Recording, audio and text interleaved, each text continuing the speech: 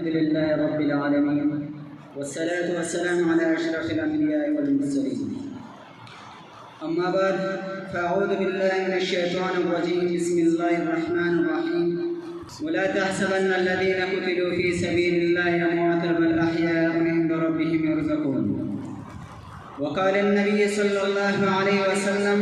لا تزال طائفة من أمتي يقاتلون على الحق ظاهرين إلى يوم القيامة صدق الله العظيم وصدق رسوله النبي الكريم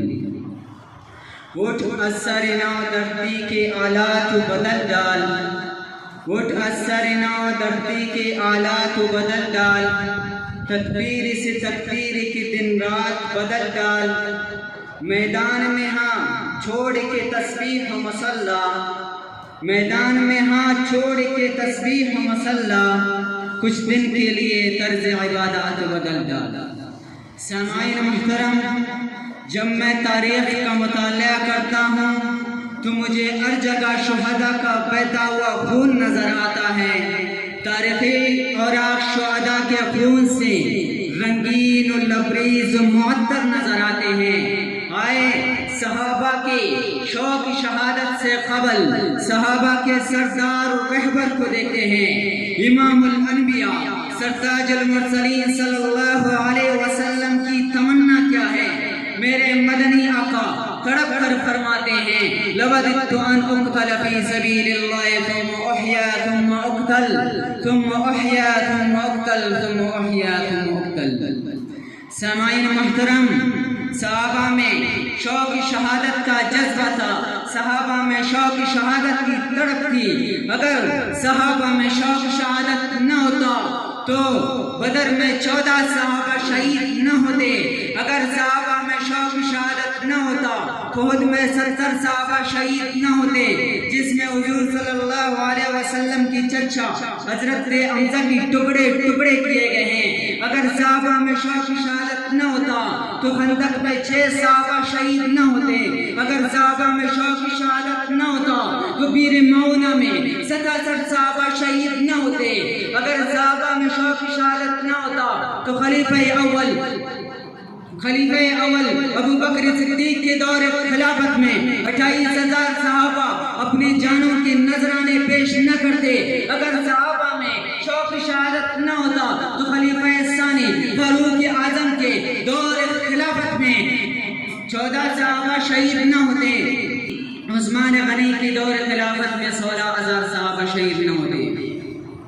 ارے میں تو کہتا ہوں اگر صحابہ میں شوق شہادت نہ ہوتا تو اپنے گھروں میں بیٹھ جاتے اپنے بیوی بچوں میں بیٹھ جاتے ارے کس کو اپنے گھر کے نرم گداز بستر پر سونا پسند نہیں جب میرے یا نبی کی یاروں نے نبی کا کلمہ پڑھا تو انہیں گھروں میں بیٹھنا پسند نہیں آیا بلکہ میدان کارزار میں تلواروں کے سائے میں چلنا پسند آیا یہی تو ہے میرے آقا مدنی صلی اللہ علیہ وسلم نے غزوہ خندق کے موقع پر اپنے صحابہ کے لیے دعا فرمائی اللہم لا عیش الا عیش الاخرہ فانصر الانصار والمہاجرہ اے اللہ دنیا کی زندگی کوئی زندگی نہیں ہے اصل زندگی تو آخرت کی ہے اے اللہ تو انصار اور مہاجری کی مدد فرما سامعین محترم صحابہ میں شوق شہادت کوئی جذبہ تھا تو آئیں دیکھتے ہیں وہ صحابہ جنہوں نے اپنے خون سے تاریخ اسلام کو رنگین قبا پہنائی اور اپنے سرمایہ زندگی سے گلشن اسلام کی آبیاری کی وہ کون ہیں وہ خلیفہ ثانی فاروق اعظم تھے جو ایک دعا کر رہے تھے اللہم ارزقنی شہادتا فی سبیلک وجعل موتی فی بلد رسولک صحابہ کی جذبہ کو دیکھنا ہے تو ہائے ذرا خود کی پاڑ سے پوچھتے ہیں اے وہ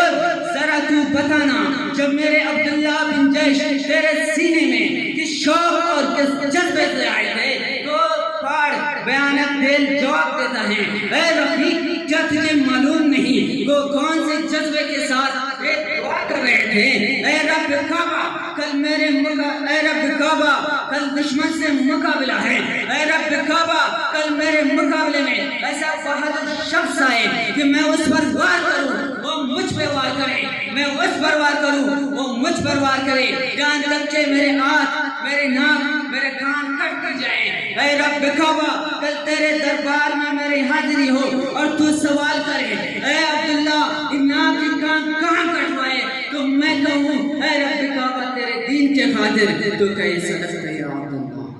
صحابہ کے جذبہ کو دیکھنا ہے تو آئے حرام بن ملحام کو دیکھتے ہیں۔ جب دشمن کا تیر اس کے سینے میں پیوست ہوا تو جان و شہادت نوش فرماتے وقت یہ کہہ رہے تھے فزت ورب الکعبہ، فزت ورب الکعبہ، رب کعبہ کی قسم میں کامیاب ہو گیا، رب کعبہ کی قسم میں کامیاب ہو گیا۔